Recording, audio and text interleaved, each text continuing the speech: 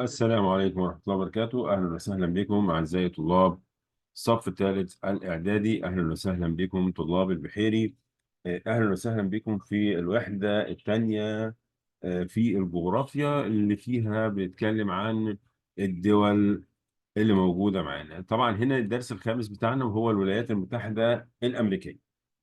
زي ما احنا عارفين ان كل محافظة من المحافظات عندها دولتين، دولة 3 دول، اتنين نامية وواحدة من الدول من الدول المتقدمة. لقائنا اليوم مع الولايات المتحدة الأمريكية، وهي طبعا من الدول المتقدمة، اللي احنا هنتعرف ان شاء الله في الدرس بتاعنا على الموقع الفلكي والموقع الجغرافي للولايات المتحدة الأمريكية. ان احنا هنعرف توزيع تضاريس الولايات المتحدة الأمريكية على الخريطة، سواء الخريطة صماء موجودة معانا أو الخريطة الطبيعية. يستخلص أسباب تركز السكان في الأقاليم المختلفة في الولايات المتحدة الأمريكية، وبنتكلم على أهم المدن وطبعا العلاقات ما بينها وما بين مصر. بنتكلم طبعا مبدئيا بنقول ان الولايات المتحده الامريكيه مش دوله متقدمه فقط، ولكن هي تعد القوه الاقتصاديه الاولى اللي موجوده في العالم، واولى الدول السبع الصناعيه. طبعا عندنا 7 دول صناعيه كبرى، بنتكلم ان الولايات المتحده الامريكيه هي اكبرهم كدوله صناعيه. لو بصينا على الموقع والمساحه، طبعا بنعرف ان الولايات المتحده الامريكيه مبدئيا موجوده في قارة أمريكا الشمالية. مساحتها حوالي 9 مليون و400 ألف كيلو متر. 9 مليون و400 ألف كيلو متر. بتحتل المركز الرابع طبعا في العالم بعد كل من روسيا وكندا والصين. فطبعا مساحتها ضخمة جدا، رابع دولة من حيث من حيث المساحة بعد روسيا وكندا والصين. طبعا بنتكلم روسيا دي اكبر دوله، وطبعا مساحات كبيره جدا، هي مساحه موجوده في القطب الشمالي. لو بصينا على الموقع الفلكي للولايات المتحده الامريكيه، بنقول ان هي تمتد بين دائرتي عرض 25 الى 49 شمالا. من 25 شمالا الى 49 شمالا، يعني بنتكلم في 24 دائره عرض، و25 ل 49 يعني موجوده الجزء الجنوبي منها في منطقه ال- الحاره، تمام، ومعظمها في المنطقه في المنطقه المعتدله. يبقى تمتد بين دائرتي عرض 25 شمالا الى 49 شمالا، وبين خطي طول 47 غربا الى 125 غربا. تمتد ما بين 47 غربا الى 125 غربا. يبقى من 25 ل 49 ومن 67 الى 125. الموقع الجغرافي، وهو طبعا الموقع بالنسبه لليابس والماء المتجاورين، فبنتكلم ان امريكا الشماليه بتقع في الولايات المتحده الامريكيه، تقع في قاره امريكا الشماليه، وبيحدها من الشمال طبعا دوله كندا، وهي زي ما احنا شفنا اللي هي تاني دولة من حيث المساحة. هنا طبعا بيحدها من الجنوب المكسيك وخليج المكسيك، دولة المكسيك وخليج المكسيك. بيحدها من الشرق المحيط الأطلنطي، ومن الغرب طبعا المحيط الهادي. يبقى مرة كمان الموقع الجغرافي لدولة الولايات المتحدة الأمريكية: شمال حدها شمالا كندا، عندي في الجنوب خليج المكسيك ودولة المكسيك، في الشرق المحيط الأطلنطي، وفي الغرب المحيط الهادي. طبعا لو قلنا هي اسمها الولايات المتحدة الأمريكية، يعني بتتكون من 50 ولاية. 50 ولاية. طبعا زي ما شفنا احنا علم أمريكا موجود فيه نجوم، النجوم ديت بعدد الولايات المتحدة الأمريكية. طبعا كلها عبارة عن ولايات متشابكة، ما عدا ولاية هاواي اللي عبارة عن مجموعة من الجزر، ماشي، اللي تقع في المحيط الهادي، وولاية ألاسكا اللي موجودة في شمال غرب أمريكا الشمالية. ده يعني جزء منفصل عن الولايات المتحدة الأمريكية. طبعا هنا عندي طبعا لو بتكلم الجزء طبعا هنا اللي فوق، ماشي، وهي جزر هاواي. وعندي في امريكا الشماليه اللي هي غرب شمال غرب امريكا الشماليه، شمال غرب كندا، موجود ولايه الاسكا. طيب التضاريس، لما اجي اتكلم عن التضاريس يعني بتكلم عن الجبال، بتكلم عن السهول، بتكلم عن الهضاب، وبقول هنا ان عندي طبعا هي مايله ناحيه الغرب. الكتلة الجبلية موجودة في الغرب، فعندي هنا هو الجزء الغربي هو نطاق المرتفعات. طبعا عندي جبال روكي، جبال روكي موجودة في الغرب. ماشي. وهنا طبعا سلاسل جبال موجودة من الشمال إلى الجنوب، منها جبال كاسكيد. ماشي. ودي طبعا موجود جزء منها في الغرب. عندي هنا المرتفعات الشرقية ويطلق عليها جبال الأبلاش. يبقى هنا جبال روكي في الغرب، عندي هنا جبال الأبلاش في الشرق. طبعا لو بصيت على المجموعه مثلا الهضاب، اهمها عندي هضبه كولورادو. هضبه كولورادو اللي موجوده طبعا في الجزء الايه، في الجزء الغربي. عندي في هضبة ليبرادور، ماشي، موجودة برضو في الجزء ده. طبعا هنا بالنسبة للسهول، عندي سهول ساحلية وسهول فيضية. السهول الساحلية وهي السهول ساحلية ممتدة على المحيط الأطلنطي وعلى خليج المكسيك، وهي سهول ساحلية متسعة وبتتميز طبعا باستواء السطح والتعرج وظهور الخلجان، وبنقول عليها سهول متسعة. أما السهول الغربية والتي تطل على المحيط الهادي وهي السهول ضيقة، سهول ضيقة، ماشي، لأن طبعا بسبب اقتراب الإيه المرتفعات منها. السهول الوسطى اللي موجودة وهي سهول نهر المسيسيبي طبعا، وده بيصب في خليج المكسيك. وهنا ديت سهول خصبة بالطبع، لأن طبعا زي ما احنا عارفين نهر المكسيك بيتميز بالسهول الفيضية الخصبة.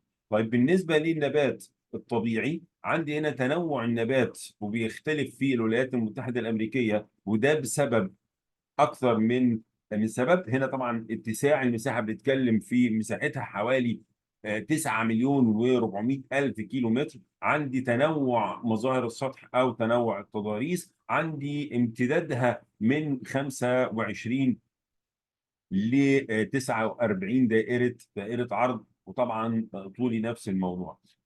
ولذلك هنا بتتنوع الأقاليم المناخية في الولايات المتحدة الأمريكية. يبقى هنا يتنوع المناخ ويختلف في الولايات المتحدة الأمريكية بسبب اتساع المساحة وتنوع التضاريس، وده أدى زي ما قلنا تنوع الحياة النباتية والحيوانية. طبعا موجود عدة بحيرات، وهي منطقة البحيرات العظمى، وهي بحيرات عذبة وعددها 5 بحيرات، اللي هي ساوبيري وانتاريو وايري وهورن وميتشيجن.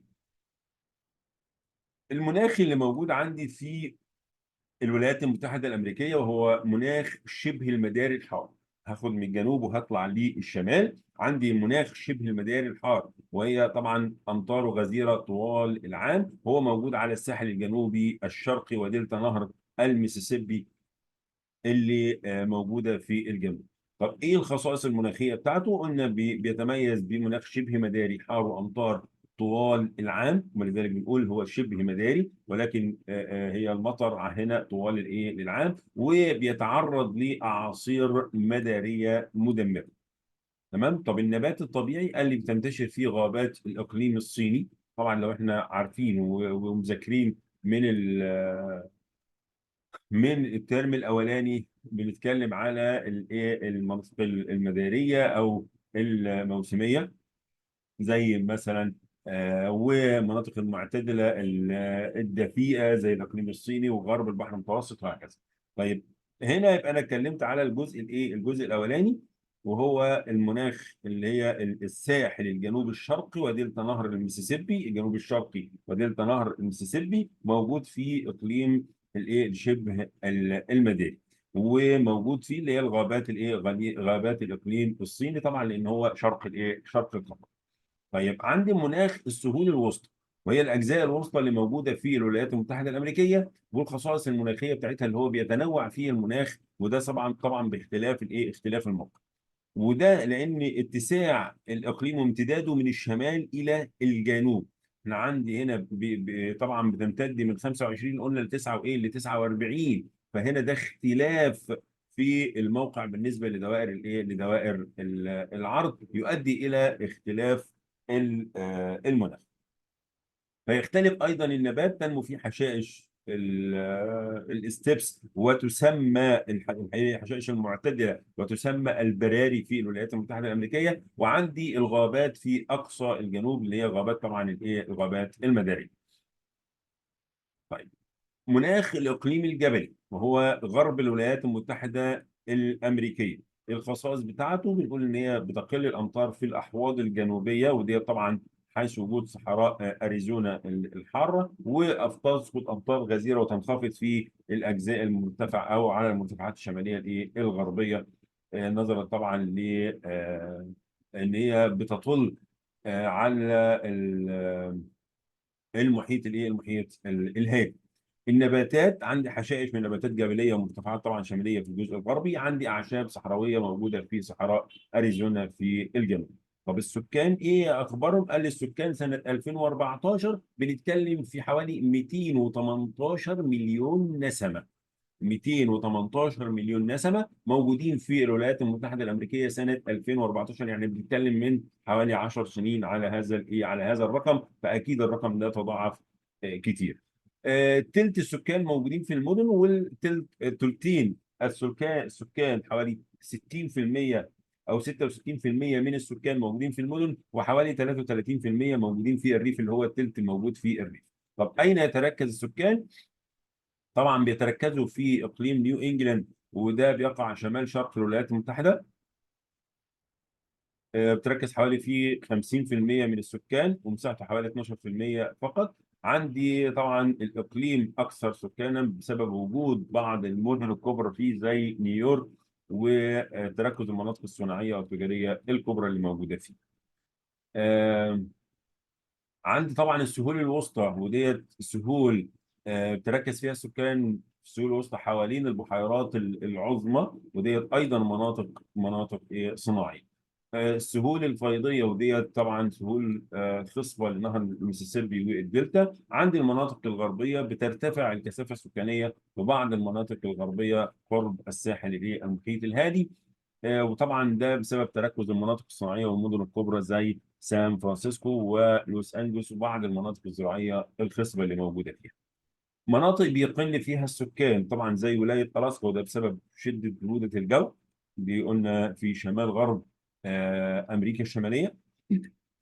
عندي ايضا يقل السكان في نطاق المرتفعات والاحواض الغربيه، ودي طبعا بسبب الظروف الطبيعيه الصعبه اللي موجوده فيها. الموارد والانشطه الاقتصاديه طبعا الولايات المتحده الامريكيه زي ما قلنا ان هي من اولى الدول العالم بالنسبه للاقتصاد، هي اولى الدول السبع الكبرى العظمى اللي موجوده فيها. طبعا بتتعدد الانشطه الاقتصاديه في الولايات المتحده الامريكيه، وانتاجها اقتصادي ضخم، وده بسبب تمتعها بمواردها الطبيعيه المتنوعه والمتعدده. اهم النشاط اول النشاط موجود عندي هو النشاط الزراعي، وده موجود في السهول الوسطى زي سهول نهر المسيسيبي. المناطق الزراعيه الموجوده في الجنوب الشرقي والوادي الاوسط بولايه كاليفورنيا على جوانب المرتفعات. طبعا الولايات المتحده الامريكيه تعد من اكبر الدول المنتجه لبعض المحاصيل الزراعيه، وده بسبب توافر موارد المياه سواء من الانهار او الامطار، واعتمادها على التكنولوجيا الحديثه طبعا في الزراعه الواسعه. اهم المحاصيل اللي موجوده طبعا تحتل الولايات المتحده مراكز متقدمه في الذره والقمح والقطن. بالنسبه للانتاج الحيواني طبعا بتربي الولايات المتحده اعداد كبيره جدا من الابقار والاغنام والماعز، وانتاجها من اللحوم وتصدر منه جزء الى الخارج، طبعا بالاضافه لانتاجها من الالبان والجلود. الانتاج السمكي طبعا لان الولايات المتحده الامريكيه تطل على محيطين كبيرين، وهو المحيط الاطلنطي والمحيط الهادي. فيها نهر زي نهر المسيسيبي وروافده تطل على خليج المكسيك، فعندها ثروه كبيره جدا من الثروه السمكيه، طبعا بالاضافه الى البحيرات اللي موجوده بالنسبه لي. طيب عندي بالنسبه للتعدين، لا عندي كميات كبيره جدا من المعادن ومصادر الطاقه، وهي من اكبر دول العالم انتاجا في النحاس والفحم والبترول والغاز الطبيعي. طيب بالنسبه للنشاط الصناعي بنقول ان هنا الولايات المتحده الامريكيه زي ما قلنا هي القوه الصناعيه الاولى في العالم. ليه؟ قال لي لتوفر مقومات الصناعه. يبقى من النتائج المترتبه على توفر مقومات الصناعه في الولايات المتحده الامريكيه، قال لي تعد الولايات المتحده القوه الصناعيه الاولى في العالم. بما تفسر تعد الولايات المتحدة من القوة الأولى أو الصناعية الأولى في العالم؟ أقول له بسبب توفر مقومات الإيه؟ مقومات الصناعة. طبعا عندي بتساهم بحصص مرتفعة جدا من الإنتاج العالمي، سواء بقى صناعة السيارات، صناعة الصلب، صناعة الألمنيوم. فيها تلت الإنتاج العالمي من الصناعات الكهربائية والإلكترونية، وتحتل المرتبة الأولى في صناعة الطيارات وسفن الفضاء والأقمار الإيه؟ الصناعية. طب ايه هي اهم المناطق الصناعيه اللي موجوده في العالم في الولايات المتحده الامريكيه؟ عندي منطقه الشمال الشرقي، وطبعا ده نطاق المدن الكبرى العظمى اللي موجوده حول البحيرات العظمى زي ما شفناها. عندي منطقه الجنوب فيها بعض المدن الصناعيه زي بريمنجهام. وعندي الساحل الغربي في اهم مدن صناعيه فيه هي منطقه سان فرانسيسكو، مدينه سان فرانسيسكو. طب اهم مدن الولايات المتحده الامريكيه عندي واشنطن، وهي العاصمه السياسيه، ودي طبعا تطل على المحيط الاطلنطي. تمام، وديت من اكبر المدن اللي موجوده في العالم. عندي نيويورك، وهي ميناء هام يطل ايضا على المحيط الاطلنطي، ويوجد به مقر الامم المتحده. عندي شيكاغو، دي بتقع على بحيره ميتشيجن، وهي من اكبر المدن الصناعيه واكبر مدن السهول الوسطى اللي موجوده. عندي سان فرانسيسكو، اكبر مواني الامريكيه، وده طبعا على الساحل الغربي للولايات المتحده الامريكيه، وهو ساحل المحيط الهادي. طيب ايه العلاقات؟ ما هي العلاقات المصريه الامريكيه؟ قال لي طبعا بتشهد العلاقات التعاون كبير جدا في مجال الاقتصاد والتكنولوجيا والثقافي والعلمي، وهناك اتفاقيات تجاريه زي اتفاقيه منطقه التجاره الحره، واتفاقيه المناطق الصناعيه المؤهله، واتفاقيه الكويز. طبعا مصر بتستورد من الولايات المتحدة الأمريكية منتجات تكنولوجية حديثة وأسلحة وطائرات وغيره. وطبعا زي ما احنا شفنا كده ان مصر طبعا مش بتصدر لها حاجات كتير. زي ما احنا شفنا الدنيا مع بعض عاملة ازاي في الولايات المتحدة الأمريكية بالنسبة لنا. كده عرفنا مع بعض الموقع الجغرافي والموقع الفلكي، عرفنا التضاريس للولايات المتحدة الأمريكية، عرفنا السكان وعددهم، وعرفنا الأنشطة اللي بيعمل بها سكان الولايات المتحدة الأمريكية، عرفنا المدن الموجودة بالنسبة أهم المدن الولايات المتحدة الأمريكية، تعرفنا على العلاقة ما بين مصر وما بين الولايات المتحدة الأمريكية. أرجو أن يكون استوعبنا الشرح كويس، عرفنا كل كبيرة وصغيرة في الدرس بتاعنا بتاع النهاردة الخاص بالولايات المتحدة الأمريكية. اتعرفنا على أهم النقاط وأهم المعلومات. بإذن الله نلتقي مع درس آخر ودولة أخرى من دول الوحدة الثانية بالنسبة للجغرافيا. شكرا لكم، شكرا لحسن استماعكم. ما تنسوش طبعا تشيروا الفيديو عشان يستفيد بيه أكبر قدر من الطلبة. ما تنسوش انكم تعملوا لايك وتكتبوا تعليق، واللي عنده اي سؤال لازم يبعت لي السؤال اللي هيتبعت في الكومنتات، هنجاوب باذن الله في الفيديو القادم. وشكرا لكم والسلام عليكم ورحمه الله وبركاته.